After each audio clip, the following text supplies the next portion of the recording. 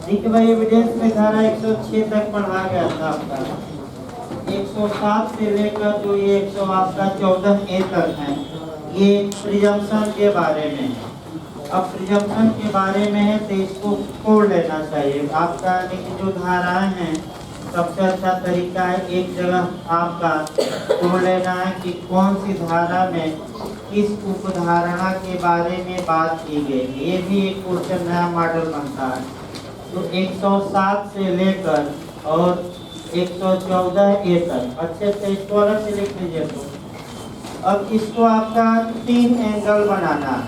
3 angle का मतलब ये हुआ कि कई बार बताया गया, जिस सेक्शन में प्रिज्यूम रहेगा वह तथ्य की उपधारणा होगी, ये आपको जानना है। तो इसमें कौन कौन तथ्य की उपधारणा है ये पूछा जाता है।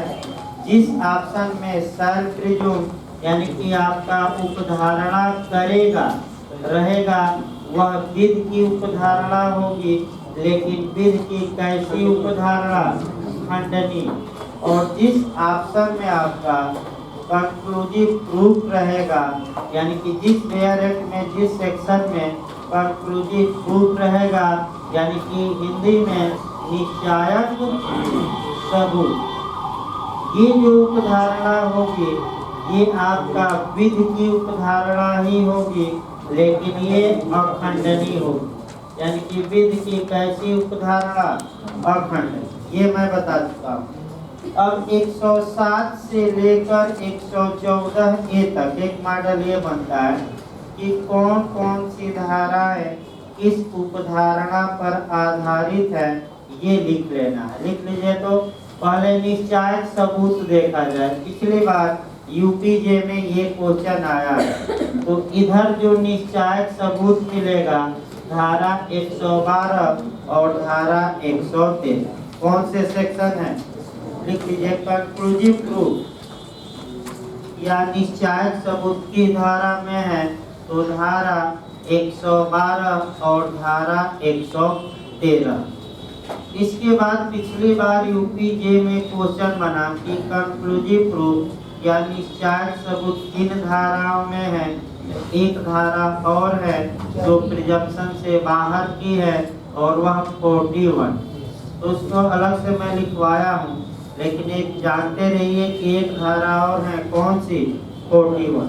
तो यूपीजे में ये क्वेश्चन बना कि कंक्लूसिव प्रूफ किस धारा में 41, 112, 113 उपर्युक्त सभी। तो क्या मार्क कराएंगे? उपर्युक्त सभी। लेकिन प्रिजम्पशन में केवल 2 धाराएं। कौन कौन? आपका 112 और 113। अब दूसरा देखिए, करेगा यानी कि उपधारणा करेगा यानी कि आपका विध की खंडनीय उपधारणा है। तो इसकी धाराएं लिख लेनी चाहिए ताकि गलत न हो। तो कौन कौन से सेक्शन हैं जो विध की खंडनीय उपधारणा से रिलेटेड है?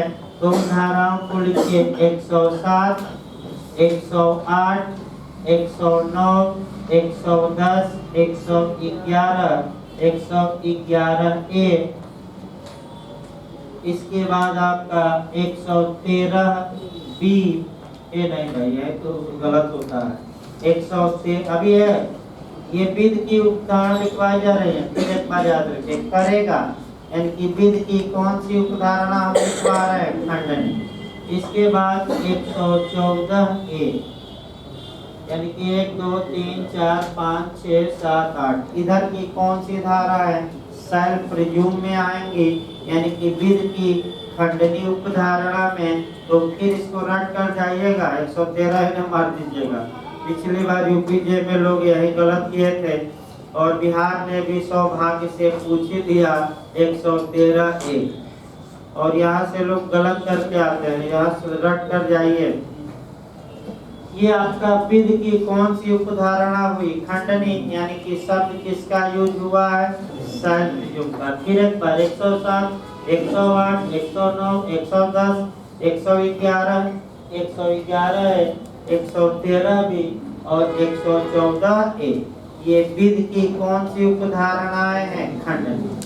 अब एक बचा तथ्य की उपधारणा को पूछा जाता है, तो तथ्य की उपधारणा में 113A और 114 और कोई धारा छूटी नहीं इधर। तथ्य की उपधारणा कर सकेगा 113A और 114, यानी कि बिहार में पूछा भी गया था इस बार 113 है, आत्महत्या के दुष्प्रेरणा के बारे में उपधारणा, और 114 से भी पूछा जाता है लगातार, आपका सतर्क रहना है। अब देखिए आगे भाई आपका डायरेक्ट पढ़ाया जाए। अब शुरू किया जाए 107 से। 107 से जो क्वेश्चन बनता है, 107 और 108 से लगातार एक क्वेश्चन बनते हैं। 107 में उत्तरजीविता की उपधारणा, लिविंग होने की उपधारणा, जीवित होने की उपधारणा दी गई है। ये विध की उपधारणा है, खंडनी है। अब क्या दिया गया, अगर न्यायालय में एक बात साबित कर दिया जाए कि हजूर पिछले 30 वर्षों, बस वही समय याद रखे, कितने वर्ष, 30, पिछले 30 वर्षों से इस व्यक्ति के बारे में सुना गया है, तो न्यायालय ये अनुमान लगाएगा, ये उपधारणा करेगा। तो करेगा मतलब कि कौन सी उपधारणा, विध की, लेकिन कैसी, खंडन। न्यायालय यह अनुमान लगाएगा कि आज भी यह व्यक्ति जीवित है। अगर कोई कहता है कि नहीं ये मर गया है, तो बर्डन ऑफ प्रूफ उसी पर होगा, यानी कि वह व्यक्ति ये साबित करे कि यह व्यक्ति जीवित है। अब यहाँ आपका क्वेश्चन फिर बनता है कि जीवित होने की उपधारणा की जाएगी केवल, कि समय की उपधारणा की जाएगी जीवित होने की, कि केवल जीवित होने की उपधारणा, किस टाइम जीवित था कि नहीं था इस बारे में कोई उपधारणा नहीं, बल्कि केवल जीवित था इस बारे में उपधारणा की जाएगी, ये याद रखिए। अब 108 आ जाइए। 108 मृत्यु की उपधारणा, सिविल डेथ की उपधारणा या दीवानी मृत्यु की उपधारणा, यानी कि अनुमान लगाया जाता है मरने का। और 108 107 का प्रोविजन है, प्रोविजो है, यानी कि परंतुक है। और 102 थोड़ा दिमाग में बैठाइए, सबूत का भार जो 100 किस पर होगा। 102 वाला मैं बताया कि कभी काल बदलता है कि लगातार, सदैव, और कौन सा नहीं बदलता, 101। लेकिन एक बार एक अपवाद है 101 का स्पेशल, कौन सा, 106। ये रट कर आइए, फिर एक बार देखिए। 107 में सिविल डेथ, 108 में सिविल डेथ है, और तब एक केस याद करना है, बहुत पूछा जाता है। देखिए इसको नियम भाई, यदि न्यायालय में यह साक्ष्य दिया जाता है कि हजूर पिछले 7 वर्ष से, अर्थात पिछले 7 वर्ष से इस व्यक्ति के बारे में उन लोगों ने कुछ नहीं सुना जो सुनते यदि यह व्यक्ति क्या रहता, जीवित, तो न्यायालय इस एक तथ्य के साबित हो जाने पर दूसरे तथ्य का अनुमान लगाएगा कि अब यह व्यक्ति क्या हो गया है, मर गया है, भले वह जिंदा, लेकिन एक अनुमान कर लिया जाएगा, उपधारणा कर ली जाएगी, कल्पना कर ली जाएगी कि यह व्यक्ति अब क्या हुआ है, मर गया। फिर टेक्निकल क्वेश्चन, मृत्यु की उपधारणा की, मृत्यु की समय की उपधारणा की, दोनों। तो मृत्यु की उपधारणा की जाएगी, समय के बारे में कोई अनुमान नहीं लगाया जाए।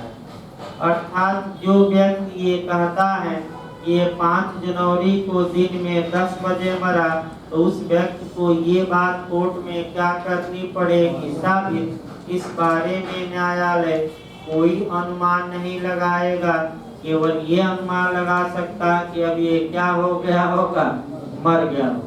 और इसी पर एक केस आया, मोहम्मद शरीफ वर्सेस बंदे अली को पूछा गया, अंडरलाइन करिए, नोट्स में है। मोहम्मद शरीफ वर्सेस कौन सा, बंदे अली, फिर एक बार याद रखिए ये किससे संबंधित है केस, 107 108 दोनों इनमें से कोई नहीं, दोनों मारिएगा। फिर मैं बता दूं इसको अच्छे से, यूपीजे तो कई बार एपीओ बना चुका है। मोहम्मद शरीफ वर्सेज बंदे अली का केस किससे संबंधित है, तो 107 और 108। इसमें क्या कहा गया, सतर्क रहिए।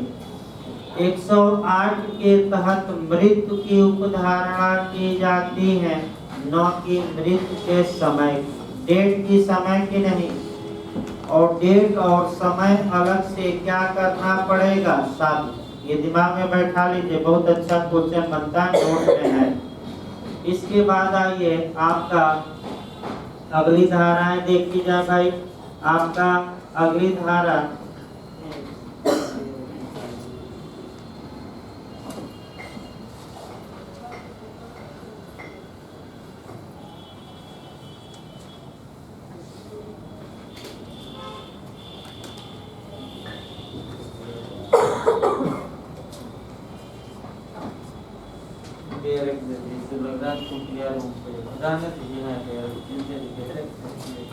देखिए भाई, अगली धारा 109 देखा जाए। इधर से जो धाराएं आपकी पूछी जाती हैं, अब थोड़ा शार्ट करना है। देखिए 109 में 109 की बताती है भागीदारों, भूस्वामी और अधिधारी तथा मालिक और अभिकर्ता के मामलों में सबूत का भाग। तो पहला क्वेश्चन ये बनता है कि धारा भी बना नहीं है ज्यादा, कभी काल बनता है कि धारा 109 इन तीन व्यक्तियों के संबंध के बारे में उल्लेख करती है। तो पार्टनर यानी कि भागीदार, दूसरा भूस्वामी और अभिधारी यानी कि लैंडलॉर्ड और टेनेंट यानी कि भूस्वामी और किराएदार, और तीसरा मालिक और अभिकर्ता। तो कॉन्ट्रैक्ट में आपका मालिक और अभिकर्ता, अगला चैप्टर बचा है वही बचा है कॉन्ट्रैक्ट में, तो मालिक और अभिकर्ता। अब नियम बना लीजिए, जब न्यायालय में एक बार यह साबित हो गया कि जो ये लोग आपस में भागीदार थे या ये लोग आपस में भूस्वामी और किराएदार थे या ये दोनों आपस में मालिक और एजेंट थे यानी कि प्रिंसिपल माने मालिक और अभिकर्ता थे, तो न्यायालय मान लेगा कि आज भी ये लोग इस रिलेशन में हैं, यानी कि आज भी ये लोग आपस में क्या है, भागीदार, भूस्वामी और किराएदार या मालिक और अभिकर्ता। हाँ, अगर कोई व्यक्ति कहता है कि हम इन लोगों का संबंध अब खत्म हो गया है, तो उसे इस बात को कोर्ट में साबित करना पड़ेगा कि अब इस रिलेशन में हम लोग नहीं। तो जो क्वेश्चन यहाँ बनता है वह मॉडल ये बनता है कि कौन सी एविडेंस की धारा अनवरतता या लगातारता या कंटिन्यूटी पर आधारित है, तो कौन सी धारा मारेंगे, 109, बस इतना। यानी कि कौन सी धारा अनवरतता, यानी कि ये भी पूछ सकता है कि जब एक बार संबंध स्थापित हो गया तो वह संबंध कायम है, ये उपधारणा की जाएगी। ये कौन सी धारा की उपधारणा है, 109। 109 भी समाप्त हो गई। 110 से तो जो भी कारण हो, आपका यूपी एपीओ में भी बना, यूपीजे में भी बना, यानी कि वर्तमान समय में भले दूसरे आयोग इस पर ध्यान न दे रहे हो, लेकिन 110 यूपी आयोग दोनों में क्वेश्चन बनाया था। क्वेश्चन का मॉडल देखिए, कब्जे की संरक्षा या कब्जे के बारे में उपधारणा की धारा में 110 में पहला क्वेश्चन अच्छे से बिहार बन सकता है। देखिए यूपी ने कैसा कंसेप्ट बनाया, कब्जा स्वामित्व का प्रथम दृष्टया साक्ष्य होता है, ये किस धारा में सिद्धांत निहित है। तो आप क्या मारेंगे, 110, यही यूपी एपीओ और जे में बना। आपका कब्जे की रक्षा कहाँ की गई है, 110 कब्जे के आधार पर स्वामित्व प्राप्त हो सकता है। ये किस धारा में? 110 में कब्जेधारी के अधिकारों की रक्षा कहाँ की गई है? 110। और कब्जे के बारे में अनुमान 110। जो क्वेश्चन का मॉडल देखिए, कब्जा स्वामित्व का प्राइमा पेशाई प्रथम दृष्टया साक्ष्य होता है, तो कौन सी धारा मार कराएंगे? 110। देखिए आपका कब्जा, अब भाई देखिए बहुत डिटेल में बताना संभव नहीं है, आपका जितना आ सकता है उतना ही बताया जाए। अब जब रेगुलर बैच में चलता है वो जहाँ जहाँ पोजीशन का प्रावधान है सब बताया जाता है, जूरिस्प्रूडेंस से उठाया जाता है, ये सारे CPC, CRPC और चोरी का अपराध IPC में किसके विरुद्ध है? कब्जे के विरुद्ध है। और 110, तो फिर एक बार याद करिए, 110 बता दिया जाए। अगर किसी वस्तु पर किसी व्यक्ति का वैध कब्जा है, विधिपूर्ण कब्जा प्राप्त किया है, तो वह कब्जा बनाए रखने का हकदार होगा और कब्जे के आधार पर वह स्वामी मान लिया जाएगा जब तक कि इसके विपरीत साबित न कर दिया जाए। इसीलिए कब्जे को 10 में से कितना अंक दिया गया है? 9। यानी कि कब्जा विधि का चौथा अंक माना जाता है। 9 क्यों माना जाता है? क्योंकि अगर किसी सामान पर किसी का कब्जा है तो स्वामी अगर कोई नहीं मिले तो वह क्या बन जाता है? स्वामी। और स्वामी के अलावा पूरे संसार में उसका कब्जा क्या होगा? अच्छा माना जाएगा। इसीलिए कब्जे के बारे में क्या किया गया है? अनुमान। अगर कब्जा है तो क्या अनुमान लगाया जाएगा? वह स्वामी है। लेकिन कहावत कही जाती है कि एक बिहारी सब पे भारी, तो ये 9 अंक कब्जे को और 1 अंक स्वामित्व को। लेकिन अगर कोई व्यक्ति ये साबित कर दिया कि स्वामी मैं हूँ, तो ये 9 पर 1 अंक क्या पड़ जाएगा? भारी। क्यों? क्योंकि एक बिहारी सब पे भारी। इसी आधार पर चलिएगा। कौन सी धारा है? 110। अब गलती ना हो, यहाँ से निश्चित क्वेश्चन बनते हैं। अब याद रखिए 111 है धारा। 111 भी आपका विधि की ये लिखवा जाता है, कौन सी उपधारणा है अलग से। 111 से भी क्वेश्चन बनता है। 111 का जो सिद्धांत है ये न्याय पर आधारित है, साम्य पर आधारित है, शुद्ध अंतःकरण पर आधारित है। तो क्वेश्चन ये बन सकता है कि एविडेंस की किस धारा में आपका गुड कंसेंस का, जस्टिस का या इक्विटी का सिद्धांत समाहित है, तो कौन सी धारा है? 110। देखिए क्या बताया गया 111 का पहले एक उदाहरण देखिए तब सही रहेगा। मान लीजिए गुरु चेला देखा जाए, सबसे अच्छा उदाहरण गुरु चेले का ही। गुरु जी हैं और चेले का घोड़ा 1 लाख रुपए का है और चेले का घोड़ा गुरु जी 10 रुपये में खरीद लिए। अब आपका अंतरात्मा क्या कहती है? अंतरात्मा आपकी क्या कहती है कि ये संव्यवहार लोकात्मा विरुद्ध है। अंतरात्मा इसकी कभी गवाही देगी चेले की? 1 लाख का घोड़ा हम 10 रुपया में बेच दें, बताइए। तो किसी व्यक्ति से पूछा जाए, क्या बताइए, क्या ये 1 लाख का घोड़ा 10 रुपया में बेचा जाता? तो आपकी अंतरात्मा क्या कहेगी? नहीं बेचा जाता। 111 बस ये बताती है कि अगर अंतरात्मा विरुद्ध संव्यवहार न्यायालय को लगता है गुड कंसेंस के विरुद्ध, तो न्यायालय इस बात का अनुमान कर लेगा कि दूसरे की इच्छा को क्या किया गया था? दबाया गया था। यानी कि चेले की इच्छा को क्या किया गया? डोमिनेट किया गया। और डोमिनेट करके लोकात्मा विरुद्ध संव्यवहार किया गया। और कैसा फायदा गुरु ने उठाया? उचित की अनुचित? बताइए तो। अनुचित। तो न्यायालय ये मान कर चलेगा, उपधारणा कर लेगा कि गुरु ने चेले की इच्छा को क्या किया था? दबाया था। अब गुरु पर सबूत का भार हो जाएगा कि वो साबित करे कि गुरु की चेले की इच्छा को हमने दबाया, तो किस बारे में उपधारणा की जाएगी कि मैंने जो व्यक्ति संव्यवहार किया है उसकी इच्छा को दूसरे व्यक्ति ने क्या किया, दबाया। लेकिन ये कब, जबकि संव्यवहार देखने से ही प्राइमा पेशाई प्रथम दृष्टिया सरसरी तौर पे क्या लगे, लोकात्मा विरुद्ध। लोकात्मा विरुद्ध का मतलब कि किसी की भी अंतरात्मा इसे स्वीकार। तो आइए देखा जाए, सामान्य वे है, कोई मुद्रा स्थिति नहीं है, ए बी को उधार देता है और ब्याज की दर 100% लगाता है।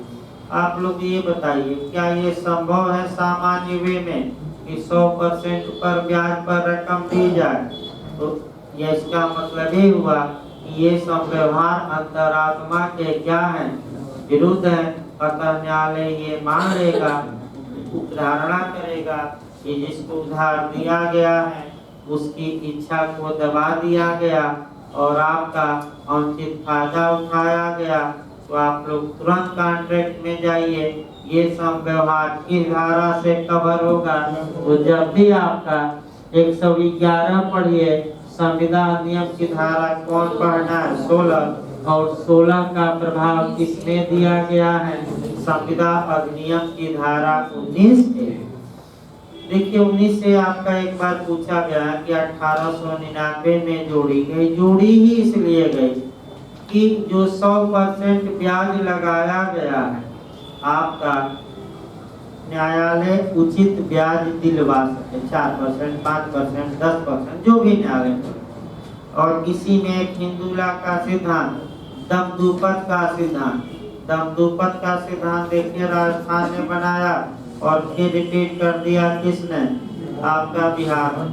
देखिए भाई दमदूपत क्या होता है, ये किससे संबंधित है, ब्याज से। और झारखंड ने बना दिया कि सीपीसी की धारा में, तो सीपीसी की धारा में ब्याज है 35, तो दमदूपत का सिद्धांत सीपीसी की धारा में 35 में। देखिए अगर ए ने बी को 100 रुपया उधार दिया है, तो हिंदू लॉ में दमदूपत का सिद्धांत कहता है कि जो ब्याज होगा वह मूलधन से अधिक नहीं होगा। यानी कि अधिकतम ब्याज आप अब कितना वसूल सकते हैं, जितना मूलधन है, यानी कि 100 रुपया मूलधन, तो आप ब्याज कितना वसूल सकते हैं दमदूपत के अनुसार, 100 रुपया। यानी कि टोटल कितना हो गया, 200। 100 मूलधन और उस पर 100 ब्याज। फिर एक बार समझिए, दमदूपत का सिद्धांत का मतलब ये हुआ कि मूलधन से अधिक ब्याज नहीं हो सकता। यानी कि जितना मूलधन आप उतना ही क्या वसूल सकते हैं ब्याज। इस उदाहरण में कितना उधार हमने दिलवाया, 100 रुपया, तो और ब्याज कितना वसूला जा सकता है, 100 रुपया। तो टोटल कितना हो गया, 200, 100 ब्याज और 100 क्या मूलधन। ये दमदूपत का सिद्धांत है। 111 ए आई ए कभी पूछी नहीं गई है, बस एक लाइन जानना है, 111।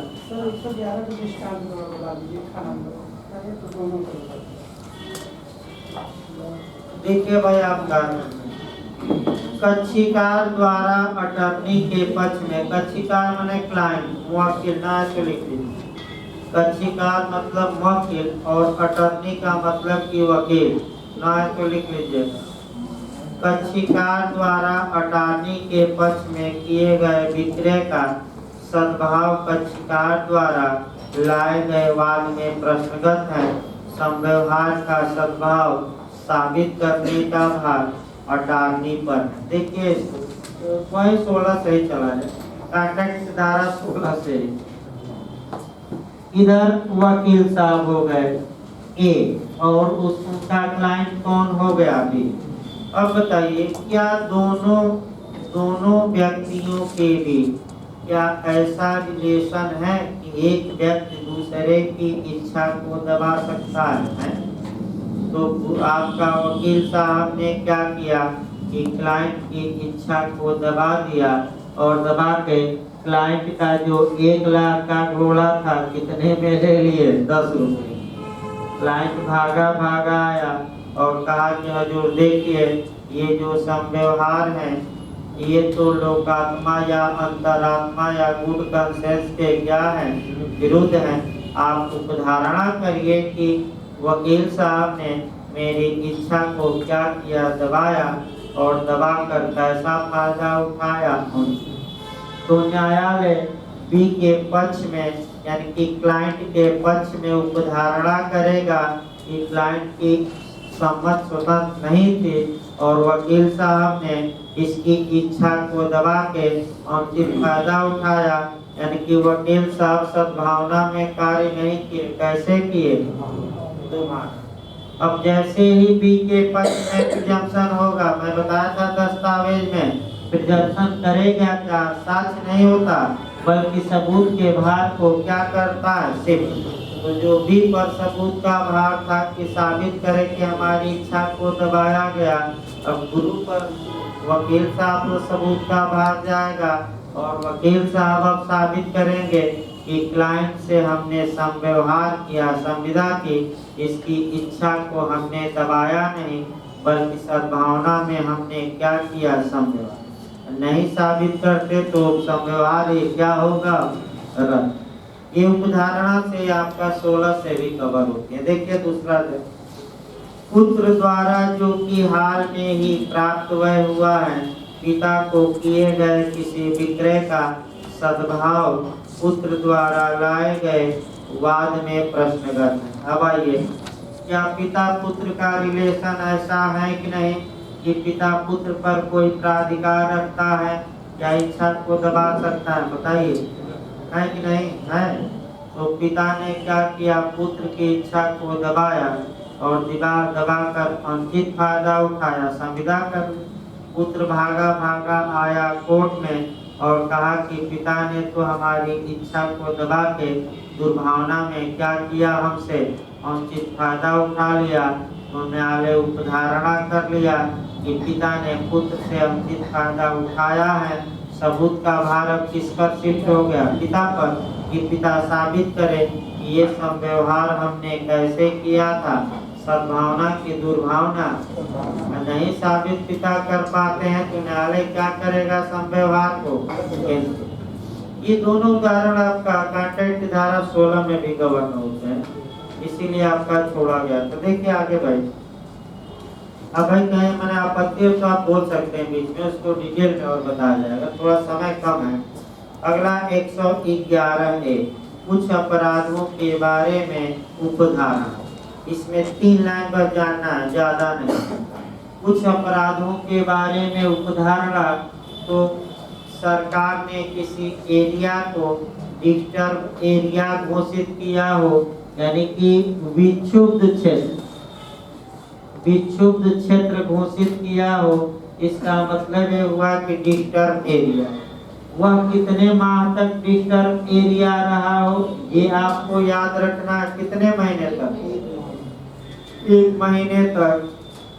और उस एरिया में कोई व्यक्ति पकड़ा जाता है और आयुध के साथ, माने हथियार के क्या साथ, तो न्यायालय यह अनुमान लगाएगा कि यह व्यक्ति इस एरिया को डिस्टर्ब करने का क्या कर रहा था, दुष्प्रेरण कर रहा था या शामिल था, यानी कि यही डिस्टर्बेंस में क्या था, शामिल।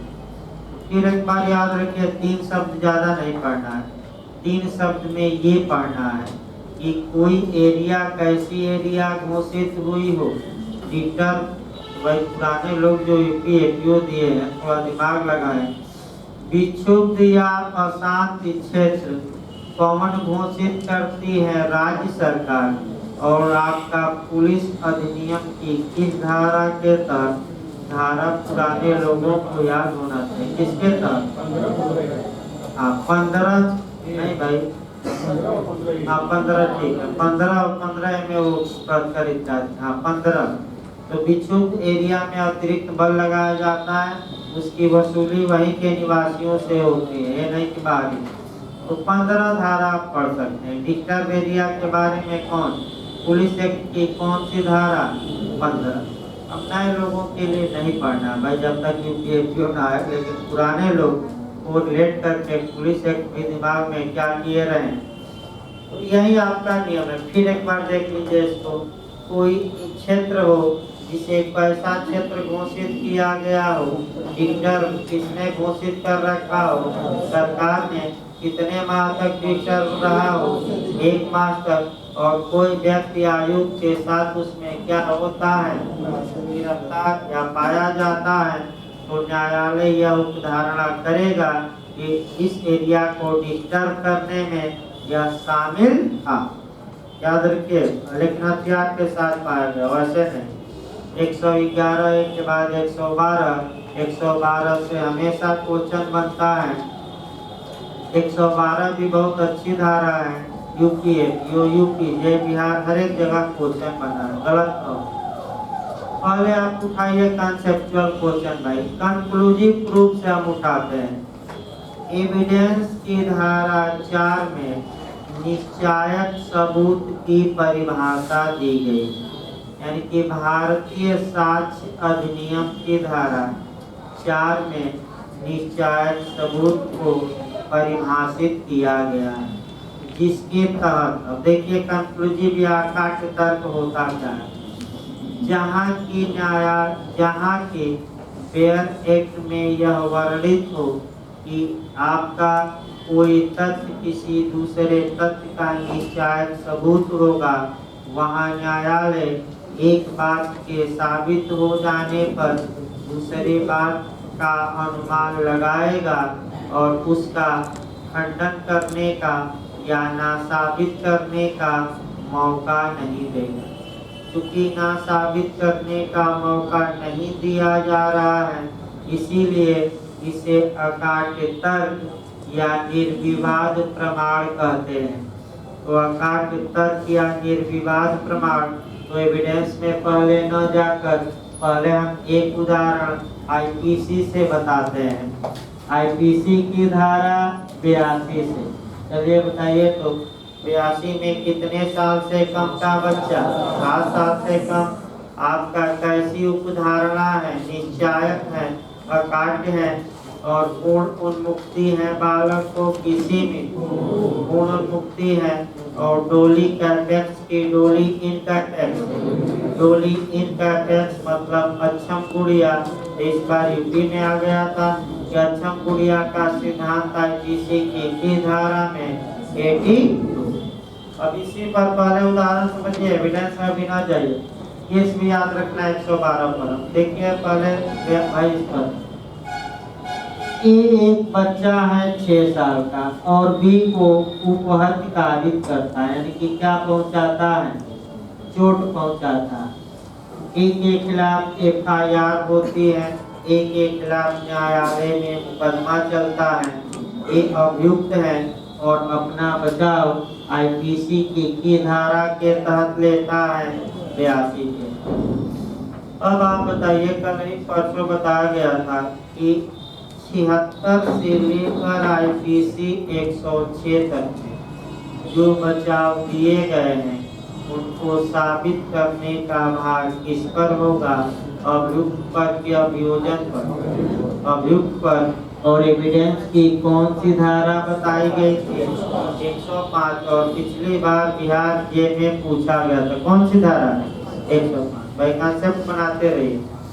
अब एक की ओर से अधिवक्ता खड़ा होते हैं और एक बात साबित कर देते हैं, एक तथ्य साबित कर देते हैं कि जो जिस दिन बच्चा अपराध किया उस तारीख को वह 7 साल से क्या था, तो न्यायालय एक अनुमान लगाएगा इस आधार पर कि बच्चा अपराध करने में क्या है, अच्छा। अब इस अक्षम को काटिए, यानी कि खंडन करिए कि नहीं सक्षम था, भले 6 साल का था। तो अगर अकाट्य तर्क हो, निर्विवाद प्रमाण हो, कंक्लूसिव प्रूफ हो, तो मैं बता दूं कोई आप कह सकते हैं उस अनुमान को काटा नहीं जा सकता। अर्थात दिखाइए कि बच्चा 6 साल का था, बड़े कारनामा कर दिया, तो आपका कोई तर्क काम नहीं आएगा, क्योंकि ये कैसा है, तो कंक्लूसिव प्रूफ है। बात न करिए भाई, अर्थात ये कैसा सबूत है, निश्चायक सबूत। इसी के साथ निश्चायक सबूत में एविडेंस की 3 धाराएं हैं, 41, 112 और 113। रट्टा मार कर जाना है। कौन कौन? 41, 112, 113। ये यूपीजे का मॉडल है। 112 अगला क्वेश्चन, ये धर्मता का निर्धारण करती है। तो फिर पूछा जाता है पितृत्व का कि मातृत्व का, तो किसका निर्धारण करती है? मातृत्व की पितृत्व? पिता का कि माता का कि दोनों का? दोनों का नहीं, फिर याद रखिए केवल पिता का। फिर एक बार देखिए भाई, अब नए लोग हैं भाई, थोड़ा बहुत गलत हो सकता है, क्षम्य। देखिए नए लोगों के लिए गलतियां क्षम्य है, इसमें कोई भाई ये नहीं है, इसमें कोई शक नहीं है कि नए लोग थोड़ा समय लगेगा। अब घर पर जाकर बिहार रिव्यू देना है तो नए लोगों को तो दोहरी मेहनत करनी पड़ेगी। बस आप वाक्य सुनते रहिए, इससे बाहर कहाँ जाए। तो 112 के तहत पितृत्व का निर्धारण का नियम है, न कि मातृत्व का, ये याद रखिए। मातृत्व का मतलब क्या हुआ? माता और बालक के बीच के संबंध को मातृत्व, और पिता और बालक के संबंध को हम क्या कहते हैं? पितृत्व। तो माता और बालक का संबंध कभी विवादित नहीं रहा है। जिस माता ने अपने गर्भ से बच्चे को जन्म दिया है, चाहे वह माता कुंवारी हो, विवाहित हो, अविवाहित हो, इससे विधवा हो, इससे कोई फर्क नहीं पड़ता, वह तो माता मानी ही जाएगी। लेकिन हमेशा विवाद पिता पर रहता है कि इस पुत्र का पिता कौन है। तो पिता के बारे में यह निश्चायक सबूत है कि जिस व्यक्ति से स्त्री का वैध विवाह हुआ है, यानी कि जिस पुरुष से स्त्री का वैध विवाह है और वैध विवाह के कायम रहते हुए स्त्री को शिशु पैदा होता है, तो ये अकाट्य तर्क